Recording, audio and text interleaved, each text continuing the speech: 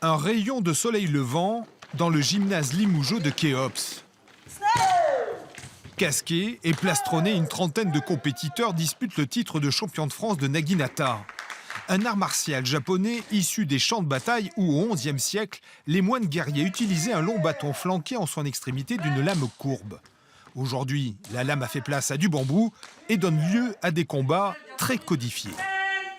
Il y a ce qu'on appelle un kiai, c'est-à-dire qu'il faut crier aussi quand on donne un coup. C'est pas juste pour décorer, c'est aussi parce qu'en termes d'énergie, c'est important. Et également, au naginata, la spécificité, c'est qu'on dit le coup qu'on fait. Si on attaque à la tête, on dit men. Si on attaque aux jambes, on dit sne. Donc il y a, le kiai, c'est aussi un mot qui correspond à la zone qu'on attaque.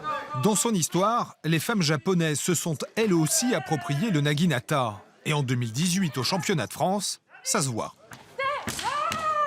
Dans la mesure où il y a une arme, de toute façon, l'intermédiaire, c'est l'arme. Donc il n'y a pas de problème particulier et c'est pas forcément les garçons qui gagnent.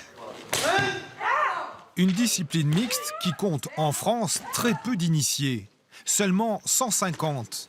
Extrêmement peu comparativement à l'archipel nippon, mais énormément par rapport à notre vieux continent. Aujourd'hui, il y a 13 pays européens qui ont du naginata et la France est celui qui a le plus de licenciés. Particularité de taille, sur les quelques 150 licenciés français, la moitié d'entre eux le sont en Nouvelle-Aquitaine, l'agglomération bordelaise dénombrant à elle seule 4 clubs de naginata.